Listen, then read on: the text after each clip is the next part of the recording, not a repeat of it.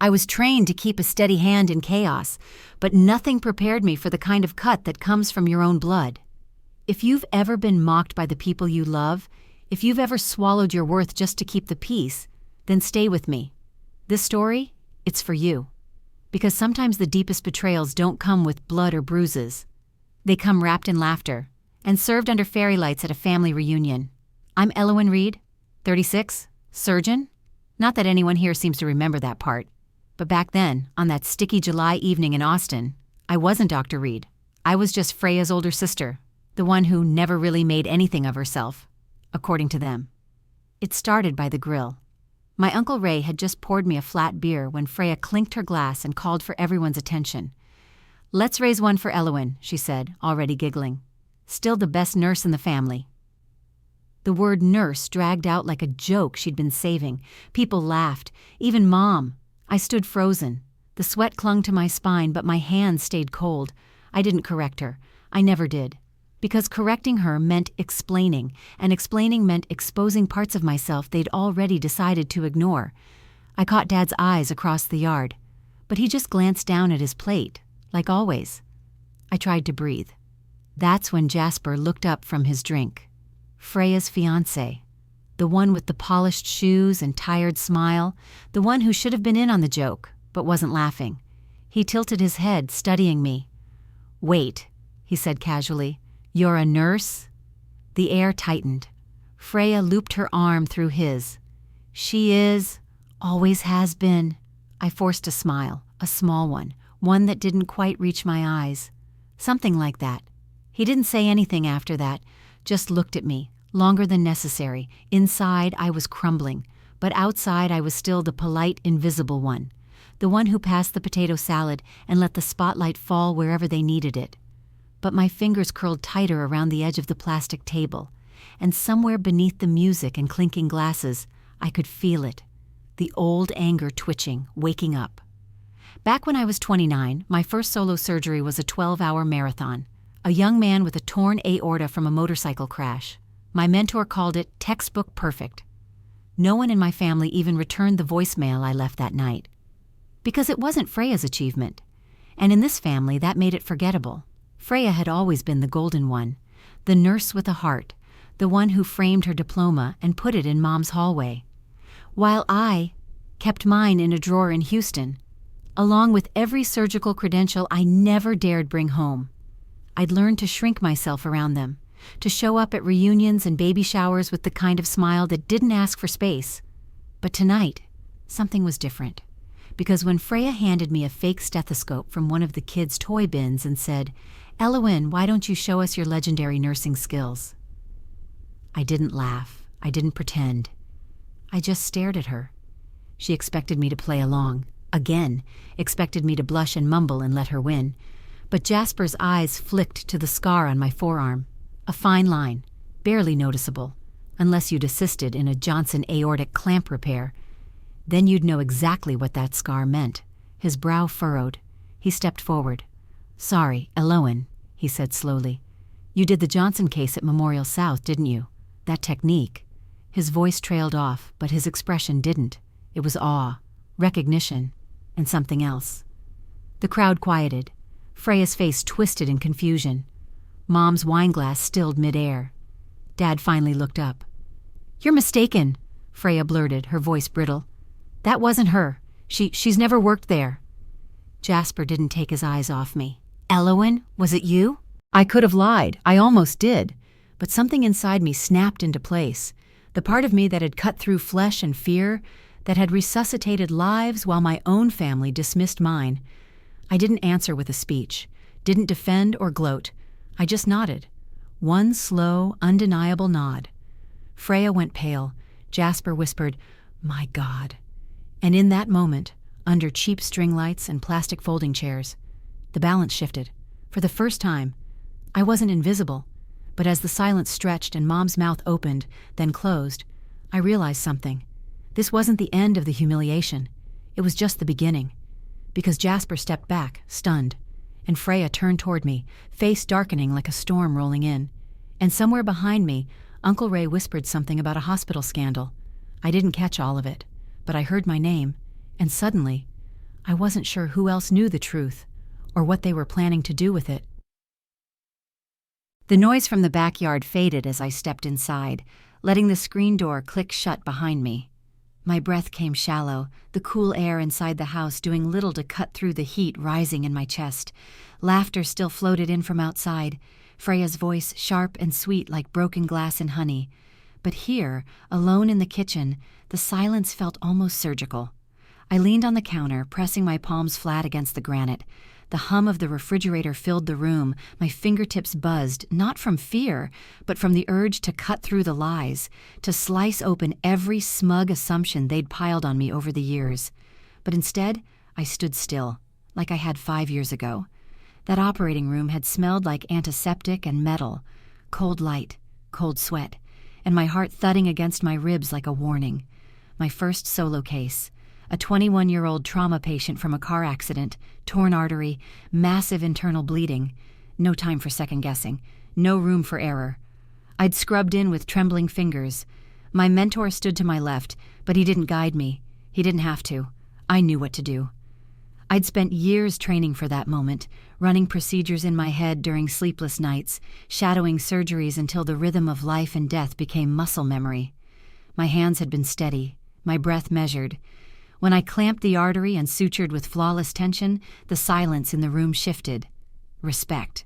That's what it was. I'd saved him. And afterward, I called home. Mom didn't pick up. Freya texted back a single thumbs-up emoji. Dad never responded. I didn't tell them what I'd done, not because I didn't want to, but because I already knew. They wouldn't care, or worse, they'd laugh, so I hung up, took off my coat, and shoved my badge deep into the bottom drawer of my apartment. Dr. Elowen Reed, cardiothoracic surgery. Not that anyone in Austin would have believed it anyway, especially not Freya. She had her nursing diploma framed above Mom's fireplace. They threw her a party when she got her first hospital job.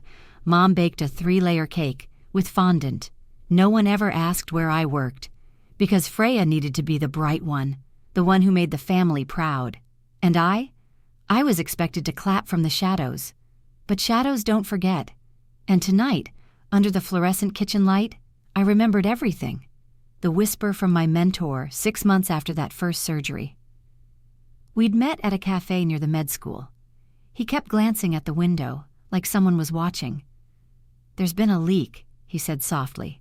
"A resident's been presenting your closure technique at another hospital. They're claiming it as their own." My heart had sunk. "Who?" He didn't answer, just sipped his espresso and slid an envelope toward me. Inside was a printout, photos of an internal surgical conference. The technique, mine, annotated with someone else's name, someone I recognized. But I never said it aloud, because if I was right, the betrayal wasn't just professional, it was personal. I shoved the memory back as the back door creaked open. Footsteps. I straightened, wiping my hands on my skirt just as Freya strolled in, phone in hand, a smirk blooming on her lips. "There you are," she said. "Hiding already?" I said nothing. She crossed to the fridge, pulled out a bottle of wine, and poured herself a glass with too much confidence for someone who'd just been publicly challenged. "You know, Jasper's always had a soft spot for underdogs," she said, swirling the glass. "But that little moment back there, it won't last. He loves me." I watched her, how her fingers clenched tighter around the stem of the glass, how her jaw ticked just once. She was rattled, and she didn't like it. I leaned against the counter, folding my arms. "Funny," I said. "I didn't say a word, and yet somehow it felt like I did." Her smile cracked, just a hairline fracture. But enough. She set the glass down harder than she meant to. Wine sloshed onto the counter. "I'm serious, Elle," she hissed, her voice sharp. "Don't get ideas. Just because Jasper noticed one thing doesn't mean he knows you. Not like I do." I wanted to scream, wanted to ask her why. Why the lies? Why the need to dim my light just to feel seen? But I already knew, because if I shone, she'd fade. "I never needed Jasper to know me," I said quietly. "I just needed someone to stop pretending I didn't exist." She stared at me. Then without a word, she turned and walked out, leaving behind a smear of wine and something more bitter. Resentment. I exhaled, shaky, shallow. And that's when I remembered something my mentor once said. When people are afraid of your light, they'll try to blindfold you with doubt. I used to think he meant the medical board, the critics. Now I wondered, had he meant my own family? The thought pulsed through me like a heartbeat, and in that moment, I felt it again.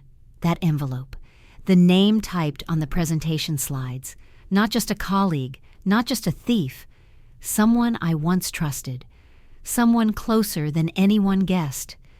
But before I could follow the thread, something outside caught my attention. The shed light flickered, once, twice, then stayed on. No one had gone in there in years, not since Dad moved his old hospital files and gear into storage. My chest tightened. The air inside the house felt suddenly heavy, like the moment before an incision, when you know the skin is about to split, and there's no turning back. I crossed the kitchen, one slow step at a time. The back door groaned as I pushed it open. The night air wrapped around me, humid and thick. Crickets chirped, a distant car engine rumbled and faded. I moved toward the shed. Each footstep on the grass felt like a countdown, and in my mind, one question screamed louder than all the rest. If the lie started here, what else had they buried? The shed door creaked open with the weight of something older than wood, like memory. Damp air wrapped around me, thick with dust, mildew, and a faint trace of engine oil. The only light came from a single bulb overhead, flickering like it couldn't decide whether to burn or die. The air was warmer inside than it had any right to be, claustrophobic, and too still, as if the moment I crossed the threshold, the past had taken a breath and was waiting for mine. Dad's things were still piled where he'd left them, old metal toolboxes stacked like coffins, medical textbooks curling at the edges from humidity, a folded cot, a rust-stained filing cabinet with a broken lock. I shouldn't have been here, but I couldn't leave. Something in me, the part that had held a scalpel through an emergency hemorrhage and refused to flinch, pulled me deeper into the dark. My shoes crunched over loose gravel on the concrete floor. I scanned the shelves, then paused at an old army green duffel bag half-zipped beneath a collapsed cardboard box.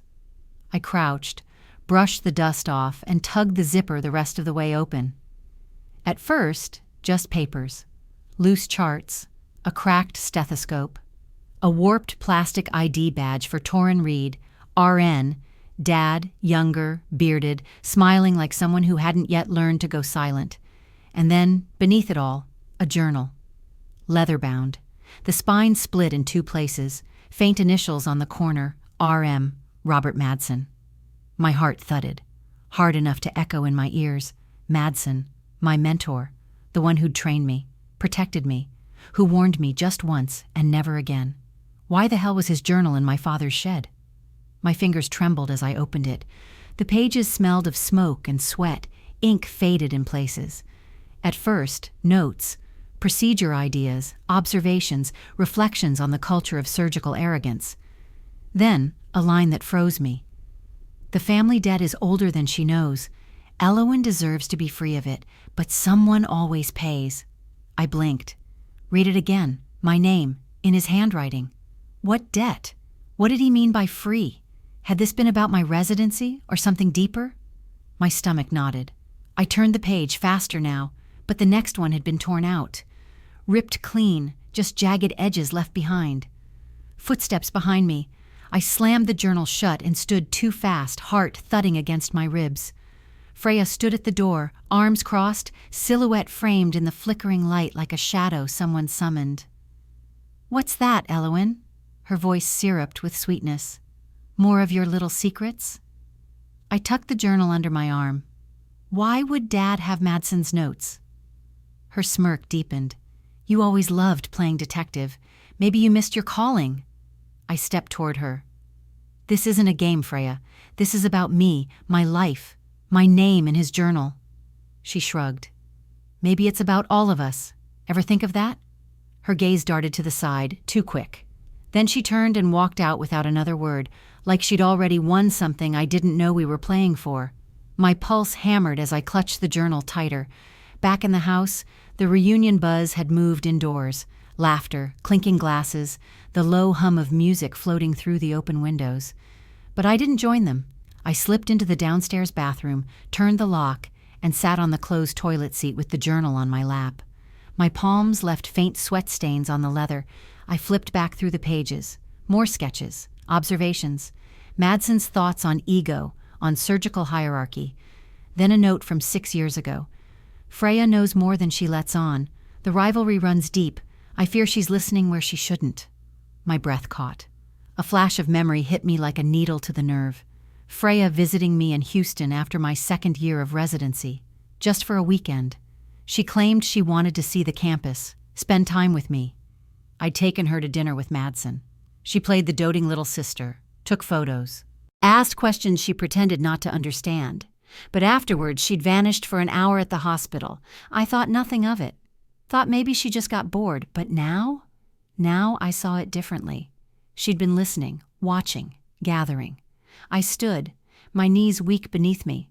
The fluorescent light above buzzed louder than it should have, like it knew something I didn't. I flushed the toilet just to cover the sound of my thoughts.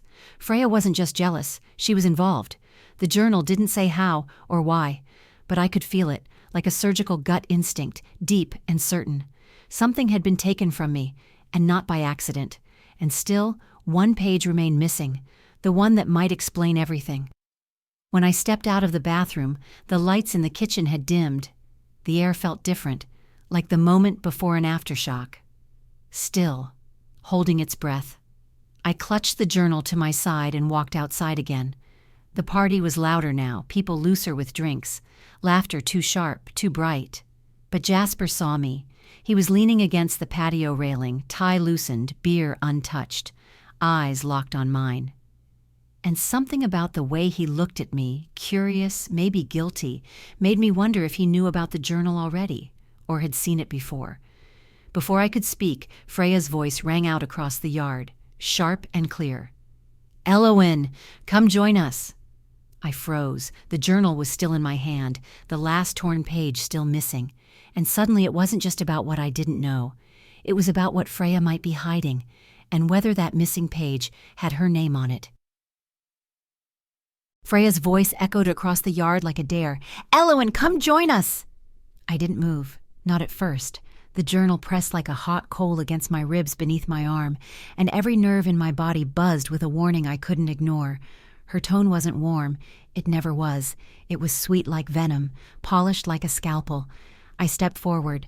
The patio lights cast long shadows over the crowd gathered by the grill. Uncle Ray was fumbling with the propane tank. Someone had queued up classic rock on a tinny Bluetooth speaker. Laughter spilled through the air like smoke. Too loud, too forced. The kind that covered tension with noise. And then there was Freya, at the center of it all, like always. She had a mic now. A wireless karaoke setup someone had dragged out for the fun. Her glass of wine caught the light like a prop in a theater, and her voice cut through the haze with the kind of confidence only someone used to center stage could manage. "Before we dive into bad covers and worse dancing," she said, "let's raise a toast to Elowen." The crowd turned. I stopped short, heartbeat stuttering. Freya's smile widened. "Our brilliant, quiet, elusive nurse," she purred. "Still keeping us guessing, still avoiding the spotlight." People chuckled. A few glanced my way, unsure whether to laugh or wince. I forced a smile, even as my nails bit into my palm. "She's always been the mysterious one, hasn't she?" Freya went on, eyes gleaming.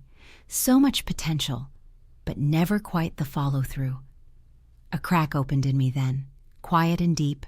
I stepped closer to the fire pit, letting the warmth prick at my skin. My legs felt mechanical, like I was moving because I had to, because standing still would mean surrender.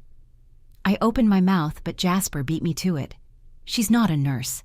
His voice cut across the music, calm, clear, dangerous. All heads turned to him now. Freya blinked, her grip on the mic tightened. "She's a surgeon," he said. "A damn good one." A stunned silence fell. I felt the air shift, something unspoken beginning to fracture. Freya laughed, too loud. "Jasper, babe, don't be silly." "She performed the Johnson cardiac repair 2 years ago," he said. "The scar technique? That was hers. I saw the post-op photos." The color drained from Freya's face. I could see it now, the moment her narrative cracked. The moment she realized the lie she'd wrapped herself in was unraveling, in front of everyone. Mom stepped forward, trying to salvage the moment with a raised glass. "Well," she said tight-lipped, "titles are just labels. Elowen's always been gifted in her own quiet way." I wanted to scream, but I didn't. Instead, I stepped up to the mic and took it from Freya's hand. The metal was warm. Her fingers lingered too long as I pried it away. I looked out at the people I'd grown up with, faces that had never really seen me. "I've worked in silence for a long time," I said, "because speaking up never seemed to matter here." I paused. No one moved. "But let's be clear. What I do isn't guesswork. It's not a hobby. It's heart surgery. It's life or death. And I've done it while being told, over and over, that I wasn't enough." Freya's jaw clenched. "Are you seriously making this about you?" I turned to her. "It's always been about you, Freya. I just stopped playing along."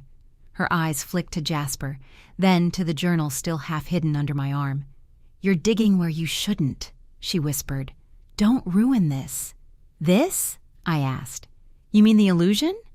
She stepped closer, her breath wine-sweet and venomous. "Watch yourself." "I am." Her fingers twitched like she wanted to grab the mic back, but she didn't. Instead, she turned to the crowd, laughed tightly, and said, "Well, isn't she dramatic?" It didn't land.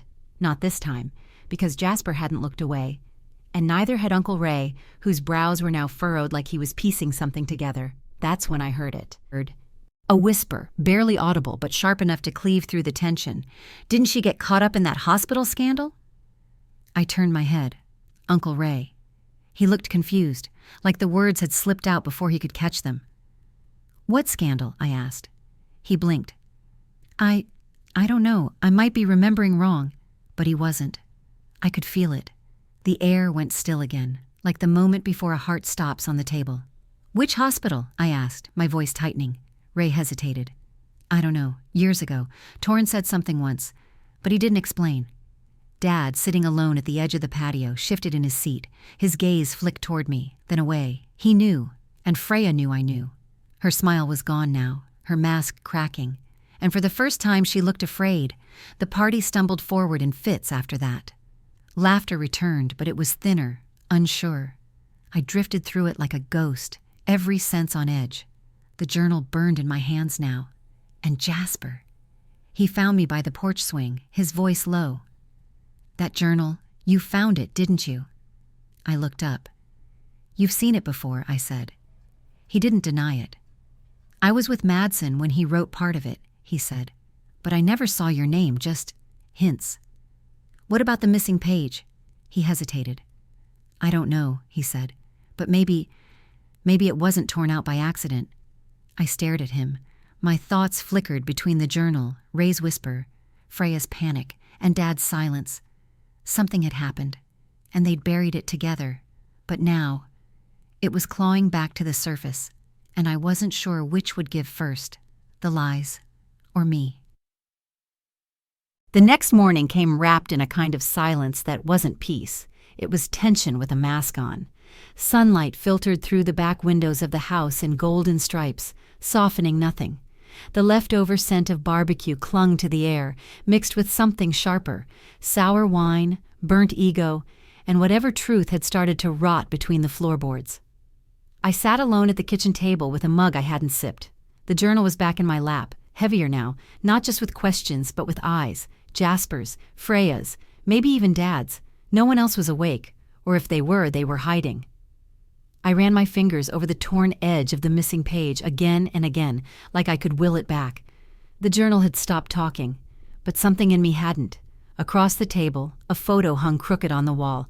Our family 10 years ago. All fake smiles and khaki, the kind of portrait meant to reassure. But even then, Freya was in the center. Her smile a little wider, her grip on Mom a little tighter. And me? I was off to the side, half-shadowed. A floorboard creaked. I looked up just as Freya walked in barefoot, her oversized sweatshirt skimming her thighs, mug already in hand. She didn't say good morning. She never did. She just walked to the counter, poured her coffee, and spoke without turning around. "Jasper said he didn't sleep much," she said. "Kept pacing the room.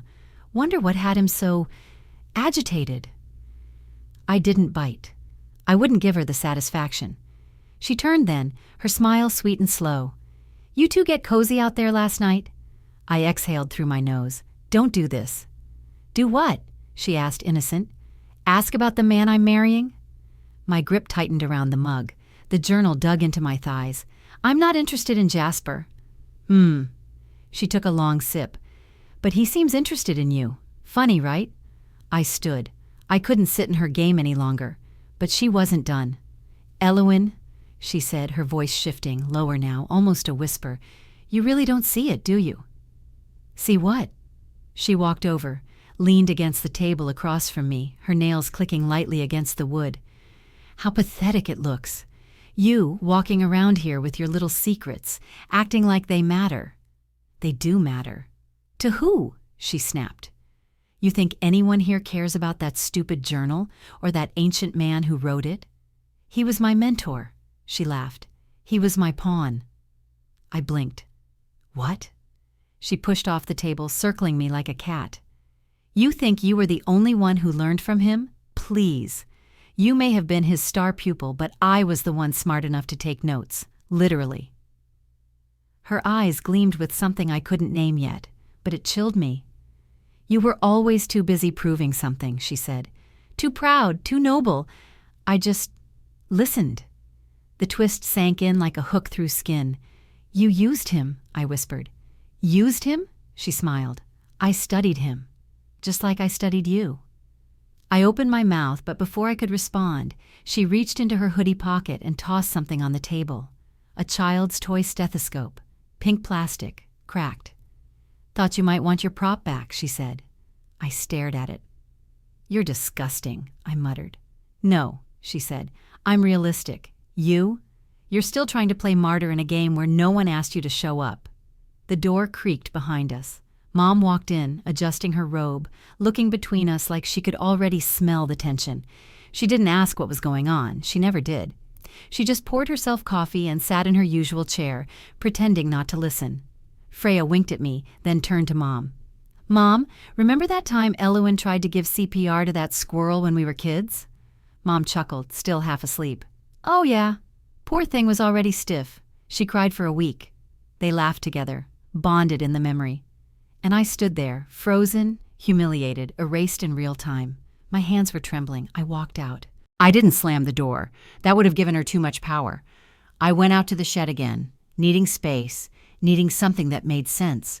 But this time, when I opened the duffel, something new was inside. A sealed envelope. My name written across the front. Elowen, in Madsen's handwriting. I ripped it open, heart hammering, and pulled out a single page. Not the missing one from the journal. This was different. A letter. But before I could read the first line. Looking for this? I turned. Freya stood in the doorway, holding the missing journal page between her fingers. She waved it like a flag. I froze. The envelope crinkled in my hands. Where did you— I've had it for years, she said. But I figured, why not let you dig a little first? See how far you'd go. You stole it? She stepped forward. I protected us. You always want to drag everyone into your mess. I stared at her. What are you hiding? Her smile vanished. Then quietly she said, read the letter. Then you'll know why this can't come out. And she dropped the torn page at my feet. Before I could stop her, she was gone again, back into the house, back into her facade.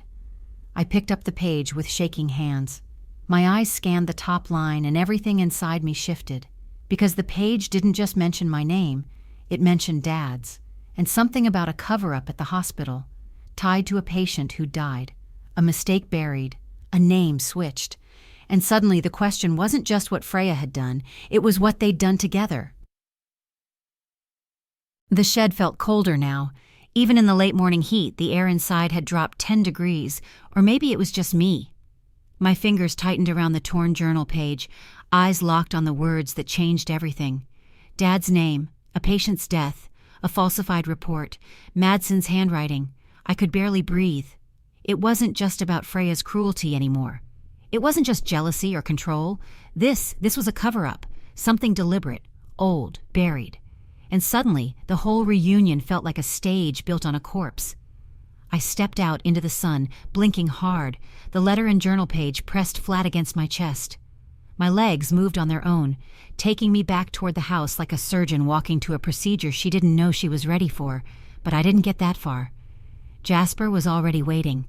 Sitting on the porch steps, elbows on his knees, head bowed like he was praying or unraveling.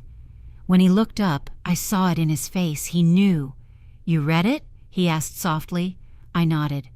"She had it, all this time." He stood, hesitated, then said, "And the envelope?" I held it out. He took it like it might burn him. "I thought he destroyed everything," he whispered.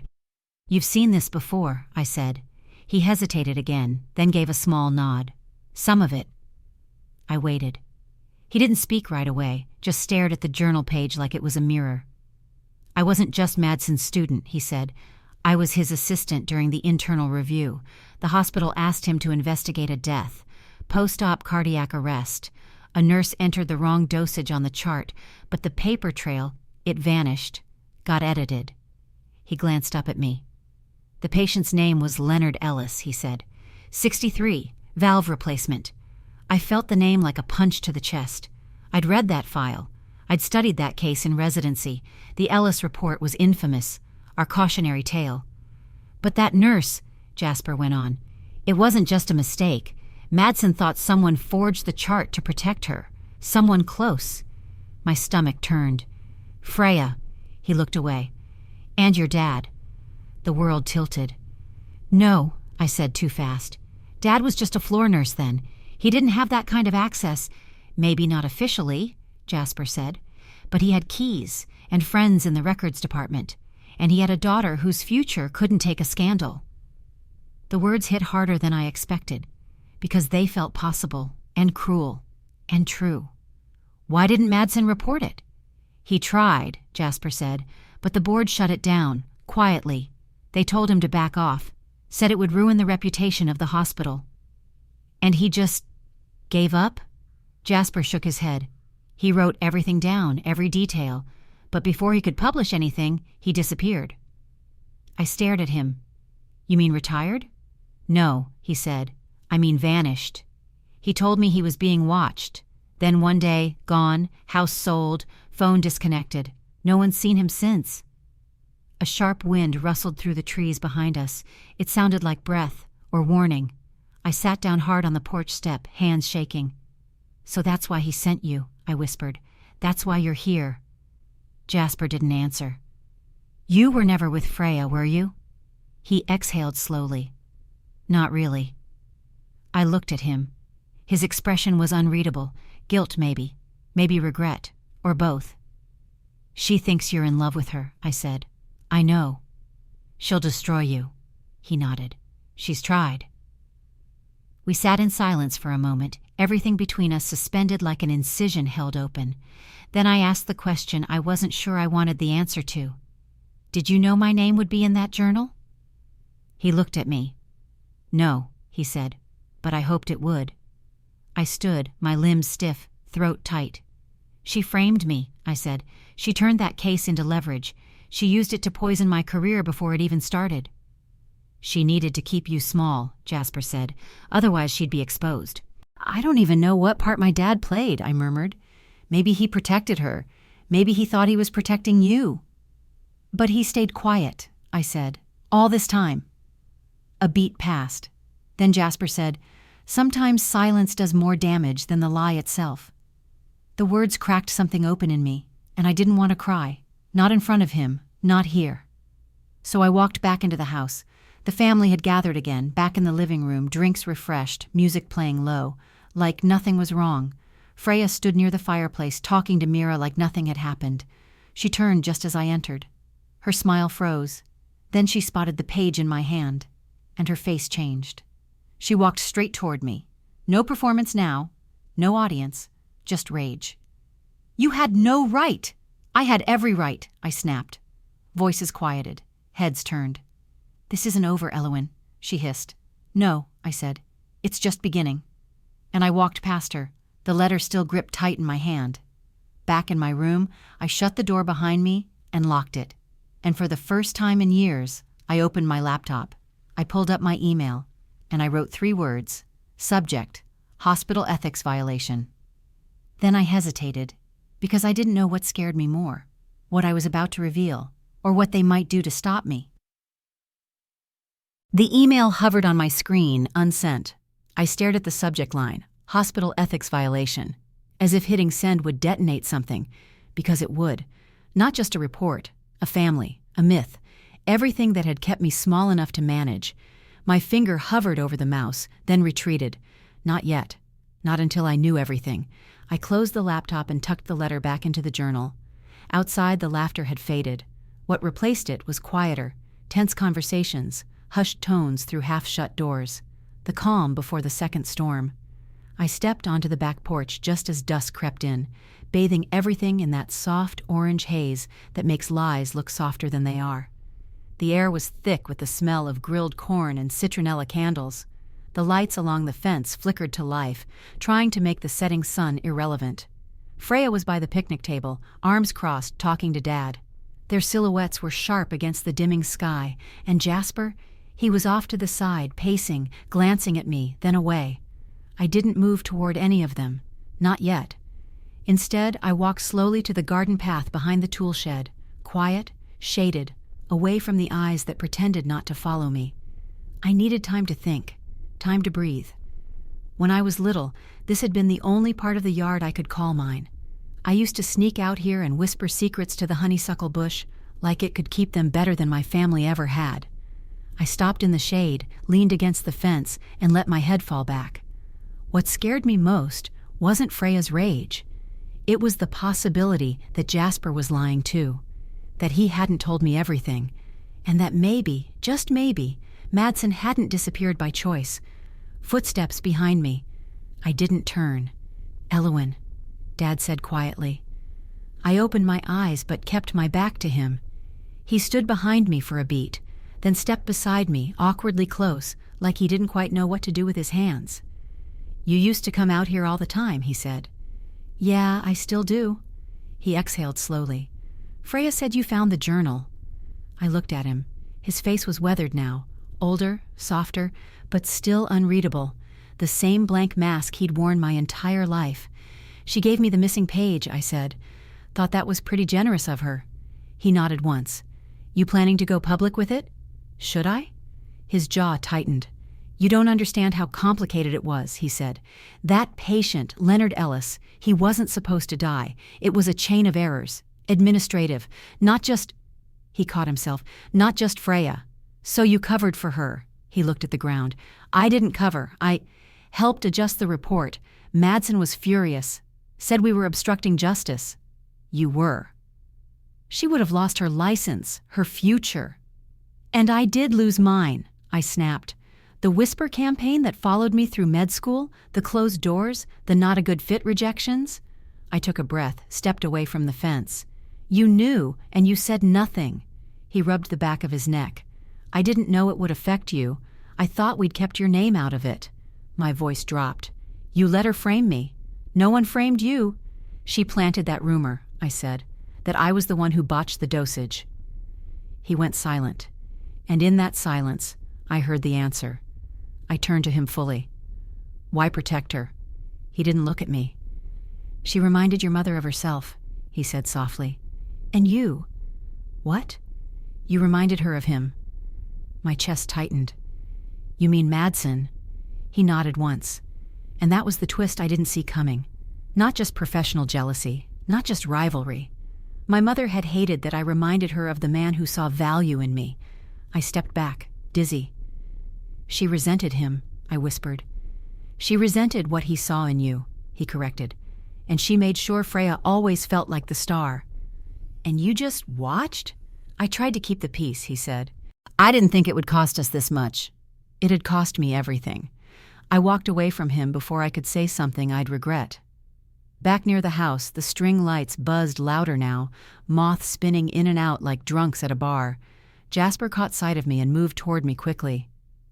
"I just talked to your Uncle Ray," he said. "He told me something strange." "What?" "He said there's a locked drawer in the old filing cabinet in the shed, something your dad kept even after the cleanup." My heart skipped. Jasper glanced back toward the shed. "He said Freya mentioned it to him years ago. Said it was insurance. Her words."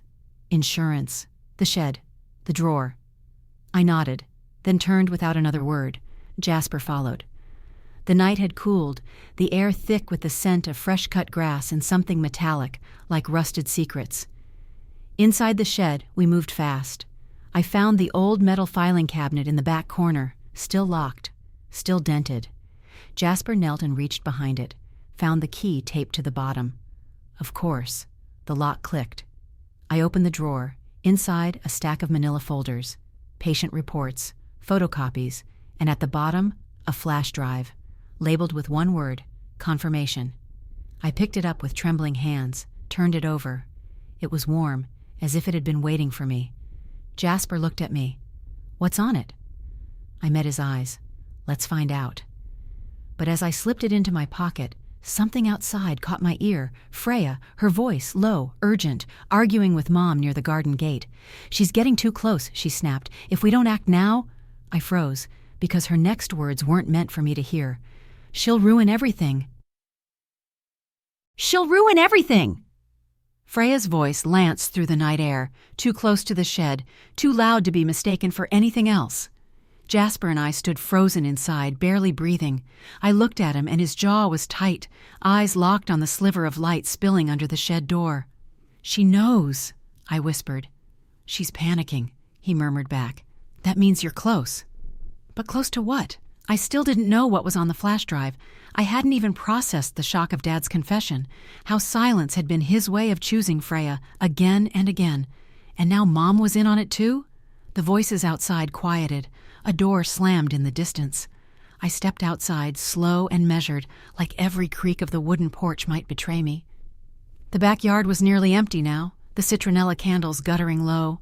Just soft music from the kitchen and the whir of the ceiling fan through the window. Jasper stayed behind to examine the files.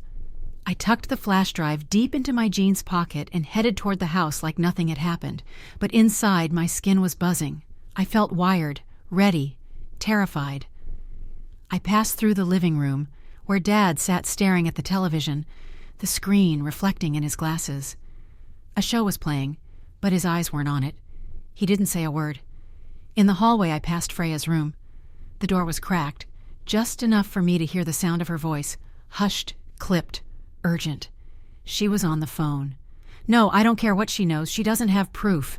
Not yet." I didn't stop walking. I didn't need more confirmation. The flash drive in my pocket pulsed like a heartbeat. I slipped into the guest bedroom, locked the door, and pulled out my laptop. Hands trembling, I inserted the flash drive. It opened instantly. Inside, one folder, labeled Confirmation. I clicked. There were scanned documents, case files, original logs, patient consent forms. But what stopped me cold was a video file, titled only April 11th, 2:07 a.m. I hesitated, then hit play. The video was grainy, clearly from a hospital security feed. I recognized the nurse's station immediately, back in Houston, one floor below Madsen's usual OR. The footage showed a woman in scrubs, tall, slim, moving fast. Freya. She walked to a locked drawer, looked around, pulled out a key from her waistband and opened it. She removed a file, scanned it, photocopied it using the old scanner, then tucked the original back in. The timestamp was damning. The file name on the copy? Ellis, Leonard, revised dose entry. She had edited it. She had changed the dosage. That's how the Ellis cover-up had started. It wasn't Dad. Not first. It was her. And he'd protected her. I covered my mouth, shaking. Then I spotted another folder. Encrypted, password protected. Labeled, for ER only. I blinked. ER, my initials. I tried my birth date. No luck. I tried Madsen's badge number. Still locked. Then I typed in the date of my first solo surgery, March 8th, 2020. The folder opened. Inside, one document. A letter. Addressed to me. Elowen, if you're reading this, I've either gone into hiding or they've found a way to silence me. What you've uncovered is just the start. The Ellis case was one of 3. The others were buried deeper. Names changed. Patients paid off, or worse. Your sister didn't act alone. Someone on the board enabled her. Possibly more than one. I suspected Mira had ties through the hospital's legacy endowment, but I couldn't prove it. Not yet. I trusted Jasper. If he's with you, follow what he finds. But stay smart, Elle. Stay safe. The truth is dangerous here. Don't let them bury you, too." My hands fell into my lap. I stared at the screen like it might disappear. 3 patients, 3 buried cases. Mom involved? The floor felt like it shifted under me. I stood too fast, my legs stiff. I needed air, clarity. I shoved the flash drive into my pocket and stepped outside through the back door. But I wasn't alone. Freya was waiting at the far edge of the backyard, arms crossed, like a shadow peeled off the dark. "You've been busy," she said. "I should have known," I said. She tilted her head. "Known what?" "That you weren't just jealous. You were calculated." She smiled, slow and sour. "I had to be. You ruined lives. I protected mine." "You altered records," I said. "You put patients at risk." She stepped closer. "And you think anyone will believe you, the invisible sister, the girl with no allies, no proof?" "I have proof," I whispered. She went still. "You're bluffing." I reached into my pocket and held up the flash drive between 2 fingers. "Want to bet?" For the first time all night, her expression cracked. But only for a second. Then she laughed, cold, sharp. "You don't get it, do you? You bring this forward, it won't just destroy me. It'll destroy Dad, Mom, the hospital, everything. Maybe it should." She took a breath, eyes narrowing. "Don't you care about our family?" "I did," I said, "but it never cared about me." Her voice dropped to a whisper. "Then you better be ready for what comes next." I turned to walk away, but her final words followed me like a curse. "You have no idea who you're actually fighting." "You have no idea who you're actually fighting." Freya's words clung to my skin like humidity, dense, invasive, impossible to shake. I walked away from her, but my pulse stayed tethered to that sentence. I couldn't tell if it was a threat, a confession, or a warning. The flash drive sat heavy in my pocket like it was alive. I found Jasper near the shed, crouched over a pile of papers he'd sorted from the filing cabinet. His eyes flicked up the second he saw me. "She corner you?" he asked, already knowing the answer. "She knows I've got it." "The video?" I nodded. "And more. Madsen's letter, records. A trail she didn't cover as well as she thought." Jasper stood, brushing dust off his knees. "Then what are you waiting for?" That was the thing. I didn't know anymore. The truth wasn't just something you pulled into daylight. It was a scalpel. If you weren't careful, it cut the hand holding it. I walked past him without answering. My body moved on instinct now, toward the house, up the back steps, straight into the kitchen. Mom stood at the sink, rinsing glasses like nothing had happened. The TV murmured low in the background. Normalcy, choreographed like a defense mechanism. She turned when she heard me. Her face was calm, too calm. "Elowen," she said, "have something to say?" I held her gaze. "You were involved, weren't you?" Her lips didn't even twitch. "In what?" I took a step closer. "The endowment fund. The board connection. Madsen suspected you were part of the cover-up. That you helped reroute hospital oversight to protect Freya." Her expression flickered, barely, but enough. "You've been reading his journal," she said flatly. "You always did take things too personally." My throat tightened. "Patients died, Mom." "No," she said sharply. "One died. And even that wasn't Freya's fault. It was administrative chaos, misfiled notes. You know how messy things get in real life." "That's not what the evidence says." Her hands gripped the edge of the sink. "Don't throw your career away over some misplaced loyalty to a paranoid old man." I stared at her, stunned. "You knew they were hiding this from me. I knew you'd use it to destroy your sister."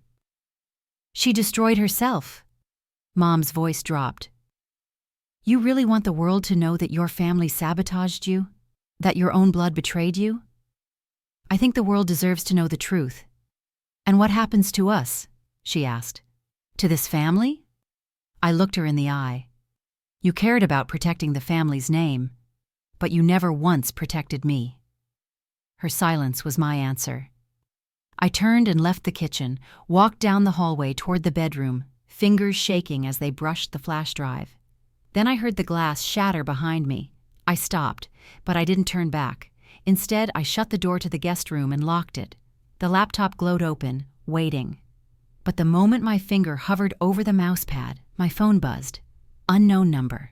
I let it ring once, twice, then answered. A male voice, low and clinical. Dr. Reed? My heart stopped. Yes. This is Detective Raoul McKenna, Houston PD.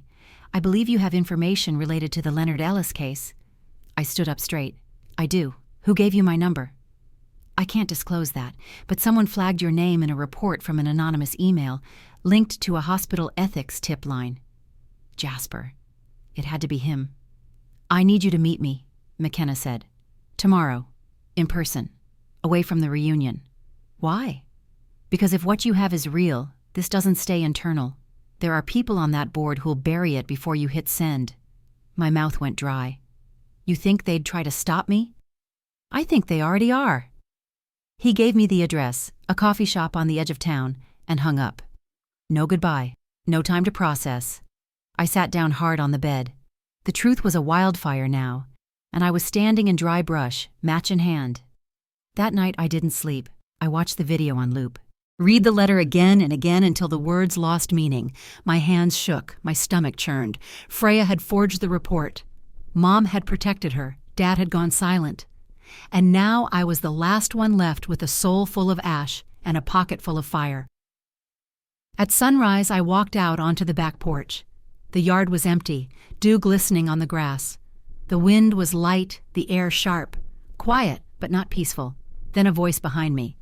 You're up early? Freya. I turned to see her leaning against the railing, coffee in hand like it was just another Tuesday. You look tired, she said. You look desperate. She smiled. You think you're winning? I'm not playing. Oh, you are, she said. You just don't know what the prize is yet. My eyes narrowed. I already have it. Proof. Proof won't protect you, she said. Not when the board starts spinning the narrative. They won't get the chance. Her smile widened. Too easy. You think they haven't already started? You think that detective wasn't tipped off to stall you? I blinked. What did you say? I told you, she said. You have no idea who you're fighting. And just like that, the floor inside me dropped. The detective. What if he wasn't real? What if this was her play? I turned and bolted inside, raced to my laptop, yanked the flash drive free. It was hot. Too hot. I shoved it into my bag, heart pounding, because now it wasn't just about my family. It was about survival. The flash drive burned in my palm as I zipped it into my coat pocket and bolted through the house. My footsteps echoed across the tile like gunshots. I didn't know where I was running, just that I needed to get out. Get somewhere with people, with witnesses. Somewhere Freya couldn't corner me again. The morning light was blinding, crisp. I could barely see as I pushed through the screen door and into the yard, lungs tight and limbs jittery. I half expected her to follow, to grab my wrist, demand the drive, whisper another one of her venom-laced warnings. But she didn't. The yard was still. Too still. I turned toward the garage, where Jasper was supposed to be, sorting through more hospital files he'd found in the attic. My pulse thudded against my ears as I jogged toward the side door. Jasper? I called. No answer. I tried again, louder. When I opened the door, I found him kneeling by a dusty box. He looked up, startled. Elowen? I need to ask you something, I said, and I need the truth. He stood slowly, eyes narrowing. What is it? I closed the door behind me. Freya said the detective who called me this morning, he might have been planted, that he's not real. Jasper's expression didn't change. She said I have no idea who I'm fighting, I continued, that there are people on the hospital board covering this up, people with resources, reach. He nodded slowly. And then it hit me, I said. You knew Madsen. You knew the board was compromised. You knew everything before I did. He didn't deny it. Instead, he walked to the corner of the garage and pulled out a navy blue binder, flipping through its plastic sleeves until he found what he was looking for. A photo, faded, bent at the edges. It showed him, younger, in scrubs, standing next to a tall, gray-haired man in a hospital corridor. Robert Madsen took me in when I was just out of my rotation, Jasper said. He didn't just train me, he saved me. I stared at the photo. Why didn't you ever tell me? Because I was supposed to find you, not get involved. My blood ran cold. What? He set the photo down gently. Before he disappeared, Madsen told me you were in danger, that your family had sabotaged your credentials, and that one day someone would need to pull you out before they buried you for good.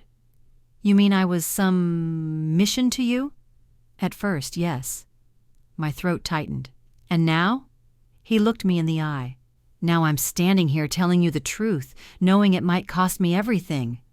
The silence in the garage stretched, thick and hot. I don't know what to believe anymore, I said. I want to trust you, but Freya, she'll say anything to divide us, he cut in.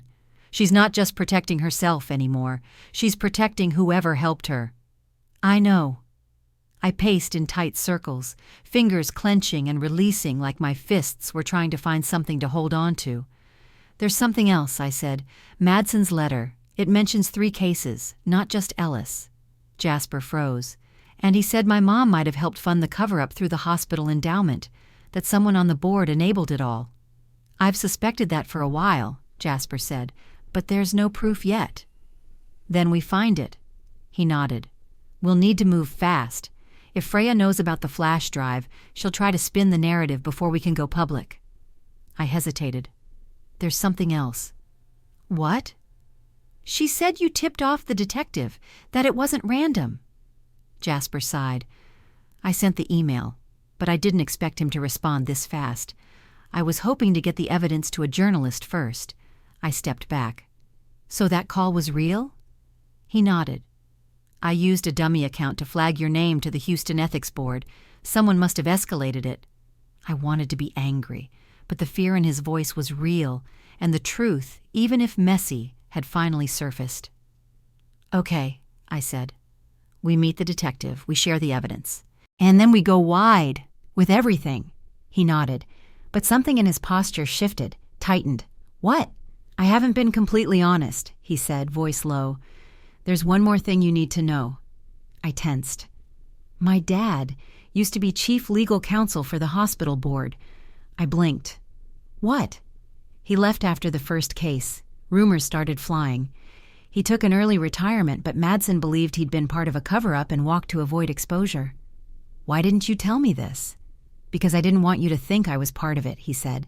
But I think my father was the one who funded the disappearing act.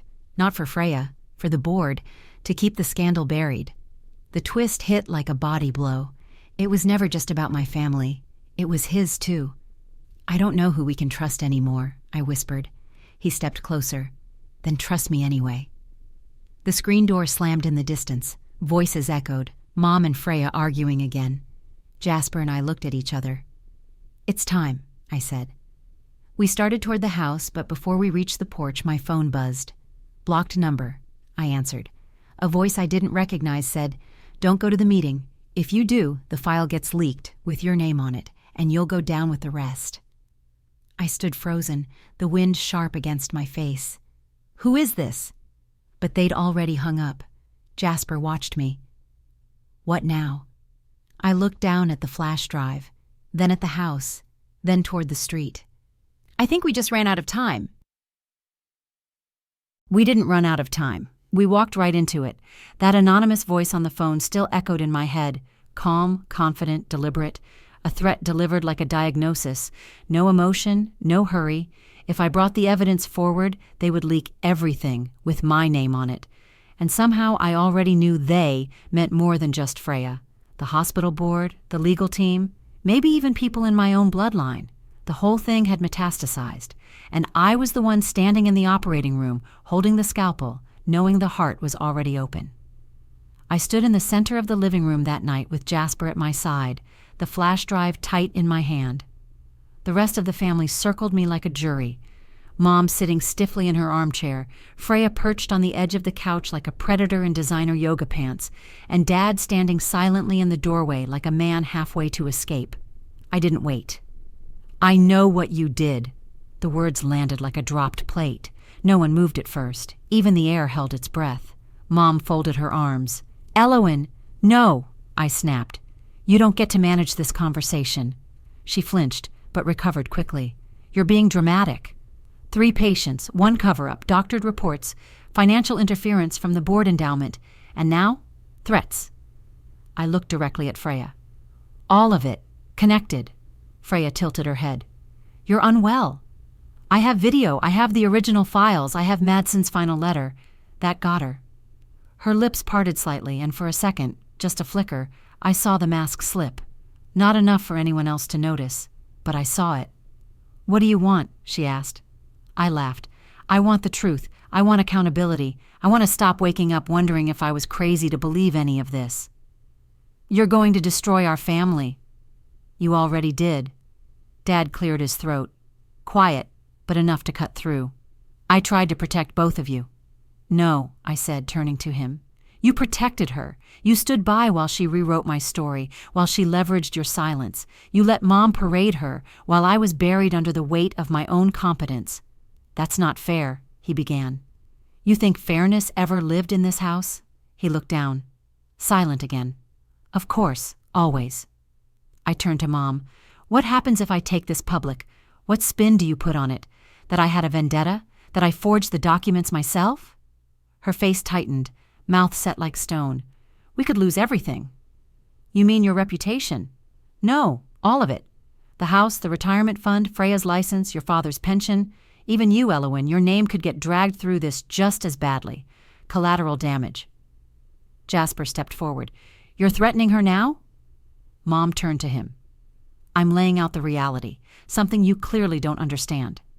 Freya stood. Enough. If you're going to do it, then do it, Elowen. I turned to her. Do you want me to?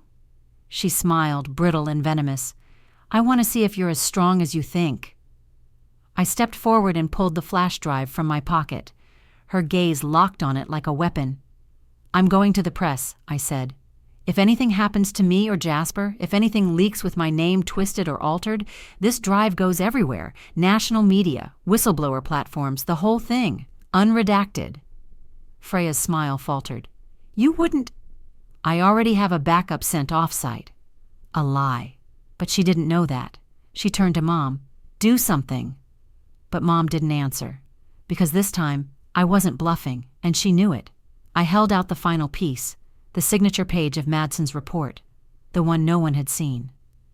Jasper unfolded it carefully, read it, and his brow furrowed. What is it? I asked. He hesitated. This isn't just a summary, he said slowly. It's a witness statement. There's a second signature. He turned the paper toward me. I stared. The signature next to Madsen's was unmistakable. Torrin Reed, my father, my voice cracked. He knew, he witnessed it. Dad stepped back as if the words had punched him in the chest. I didn't know what I was signing. Yes, you did, I shouted. You were there. You saw her change that chart. You saw the patient's condition spiral. You knew the board was burying it. He held out his hands. I thought if I stayed quiet, it would go away. Freya stepped between us, suddenly wild. You don't get to rewrite history now. No, I said. You wrote it. I'm just reading it aloud. She moved forward, fast, furious, but Jasper stepped in front of me, blocking her. Don't, he warned. Freya stopped. Barely. I looked around the room. This room where I had once begged for attention, for approval, for scraps of truth, and I felt something shatter in my chest.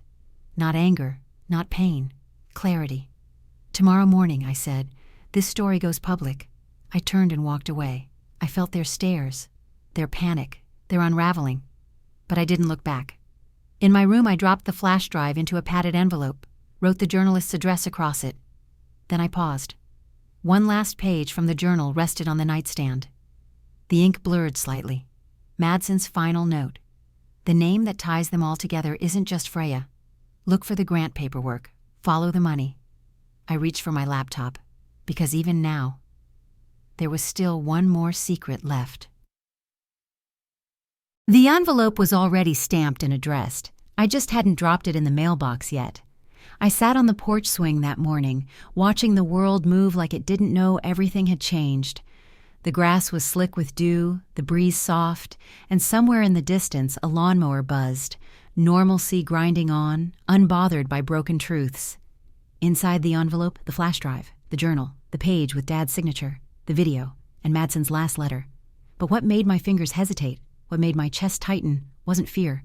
It was something messier, grief, maybe, or just the weight of letting go. Because once I mailed this, The lie wasn't just exposed, it was gone. Freya's mask, Mom's control, Dad's silence, and whatever version of family I'd clung to would burn with it. Jasper stepped onto the porch behind me, holding 2 mugs of coffee. He handed me one without a word and sat beside me, elbows on his knees, eyes on the horizon. "She's gone," he said finally. "Packed her bags just before dawn. Took Mom's car." I nodded. "She won't go far." "Doesn't matter. The board's opening a formal investigation. Madsen's name is back on the hospital record. And with your package headed to the press—" He didn't finish. He didn't have to. It was already in motion. The story would break. The cover-up would unravel. And people would finally hear my name. For the right reasons. I closed my fingers around the envelope one more time, then stood. "I'm mailing it today." He looked up. "You sure?" "No," I said, "but I'm ready." I walked to the mailbox at the end of the driveway, each step strange and light, like I was walking out of someone else's shadow. I slid the envelope inside, let the lid snap shut. It was done. By afternoon, the family house had gone quiet.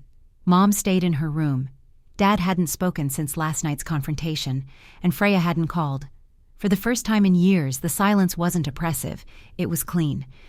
I found myself back in the shed just before sunset. Dust danced in the light, and the filing cabinet sat open, nearly empty. But something kept tugging at me. Madsen's final note. The name that ties them all together isn't just Freya. Look for the grant paperwork. Follow the money. I hadn't followed it. Not yet.